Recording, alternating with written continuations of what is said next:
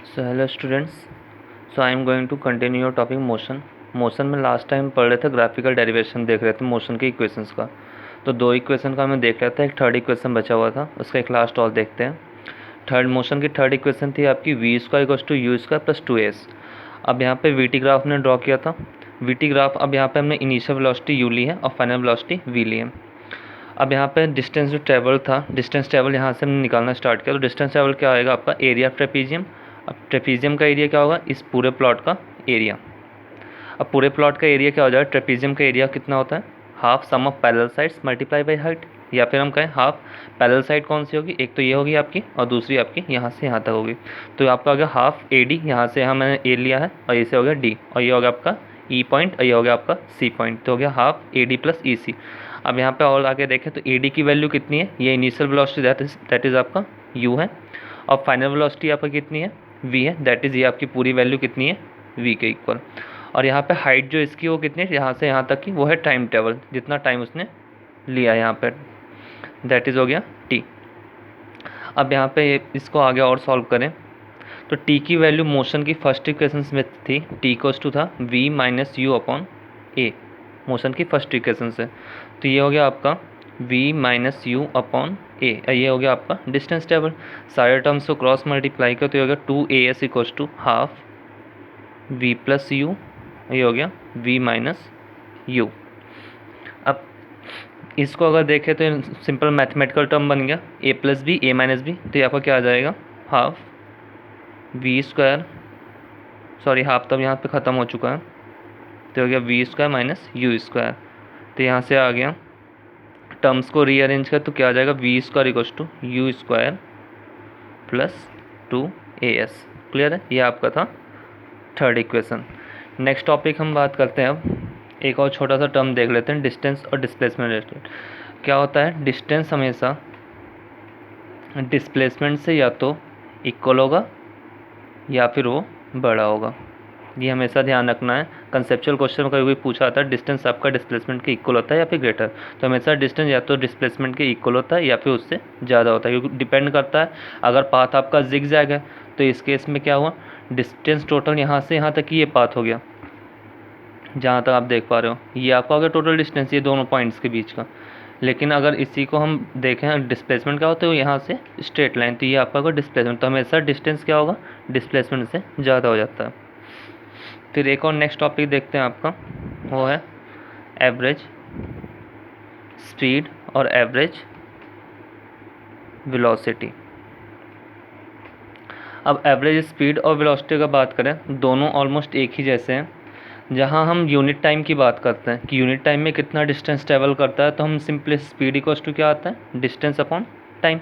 तो अगर unit time की हम बात करें तो उस केस में डिस्टेंस अपॉन टाइम से हम स्पीड निकाल लेते हैं। लेकिन अगर हम नॉर्मली देखें तो नॉर्मली सारे हमारे पास नॉन यूनिफॉर्म मोशन होता है, पहले भी बताया था आपको।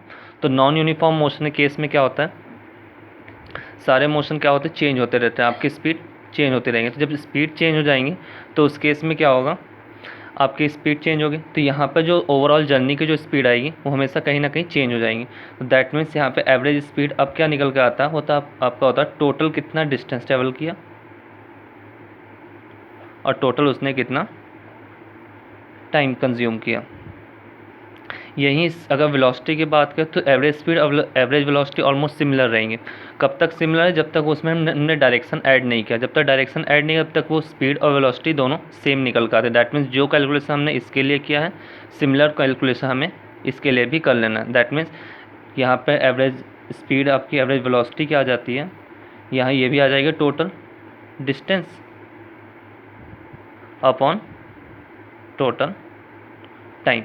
लेकिन अगर वो अपनी स्पीड को एक यूनिफॉर्म रेट पर चेंज कर रहा है, अपनी वेलोसिटी को चेंज कर रहा है डायरेक्शन के अकॉर्डिंग, तो उस केस में एवरेज वेलोसिटी आपकी आती है u plus v by two. That means दोनों वेलोसिटी का अर्थमेटिक मीन आता है। क्लियर है, यहाँ पे आपकी हो जाएगी इनिशियल स्पीड या इनिशियल वेलोसिटी, ये हो जाएगा आपका फाइनल वेलोसिटी। एक और यहाँ पे फॉर्मूला निकल कर आता है एवरेज स्पीड का, कई बुक्स में दिया होगा। ये वैसे कोई ऐसा जनरल कोई फार्मूला नहीं है, लेकिन यूज़ कर लेते हैं। यूज़ कब करें वो भी बताता हूँ अभी मैं। वो फार्मूला होता है 2uv upon u plus we. यहाँ पे u होगा आपका इनिशियल स्पीड, v होगा आपका फाइनल स्पीड। अब ये हम कब यूज़ करेंगे, जैसे मान लीजिए मैं 2 पॉइंट्स हैं a और b। अब कोई पर्सन यहाँ से यहाँ जाने, मान लीजिए उसकी स्पीड थी 2 किलोमीटर पर आवर, लेकिन सेम पाथ पे रिटर्न आने की उसकी स्पीड क्या थी, 4 किलोमीटर पर आवर। तो पूछा जाएगा एंटायर जर्नी में उसकी स्पीड क्या रही, एवरेज स्पीड। तो यहाँ पे क्या होगा, दोनों केस में डिस्टेंस क्या है, सिमिलर है। तो सिमिलर केस में डिस्टेंस मैटर नहीं करेगा। जब सेम पाथ वो कवर किया तो उस केस में हम ये फॉर्मूला लगा लेंगे। तो एवरेज स्पीड उसकी निकल के आ जाएगी यहाँ से 2uv upon u plus v का फॉर्मूला लगा लेंगे हम। ये हो गया 2 × 4 अपॉन 2 + 4, दैट इज़ 4 × 2 = 8 × 16 अपॉन 4 × 6/16। तो यहाँ से हमें स्पीड मिल गई। अब एक और चीज़ है, दोनों की यूनिट देखें।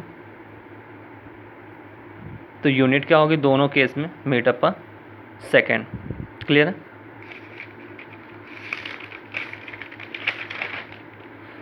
एक और इस चैप्टर का लास्ट टॉपिक देखते हैं, वो है यूनिफॉर्म सर्कुलर मोशन।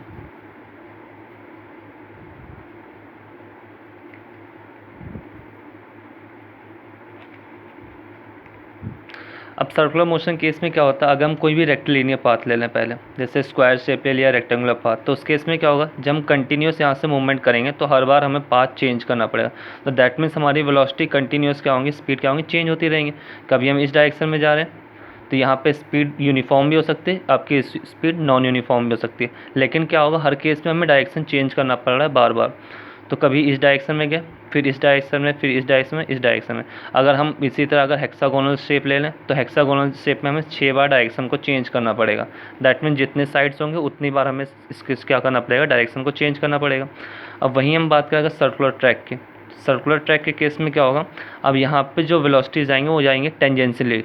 टेंजेंशियली मतलब किसी भी पॉइंट पर हम टेंजेंट जब ड्रॉ करेंगे तो यहाँ पे अब वेलोसिटी क्या होंगी, अब भी चेंज होगी डायरेक्शन वाइज, लेकिन होगी टेंजेंशियली। तो यहाँ से वेलोसिटी अभी कंटिन्यूस चेंज है तो ये पाथ पे।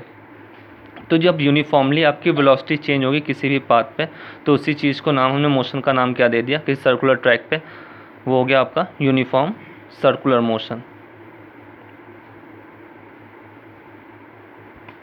क्लियर है।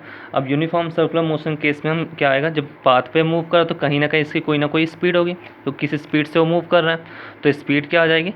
अब ये पाथ कितना कवर के, मान ले 1 राउंड लगा रहा है तो 1 राउंड में कितना डिस्टेंस कवर करेगा वो, 2πr, that is circumference of circle. और कितना टाइम लगा, मैंने टाइम t लगा, तो स्पीड क्या निकल के आ गई 2πr/t। ये 1 राउंड के लिए उसकी होगी फॉर 1 राउंड, ये आपकी उसकी वेलोसिटी निकल, अगर यूनिफॉर्म रेट पर यहाँ पर वो मूव कर रहा है। अगर वो नॉन यूनिफॉर्म मूव करेगा तो हमेशा उसकी वेलोसिटी चेंज होती रहेंगी। ठीक है, ये लास्ट आपका टॉपिक था। यहाँ पे चैप्टर वैसे फिनिश है, इसके बाद हम न्यूमेरिकल्स करेंगे। Okay, thank you.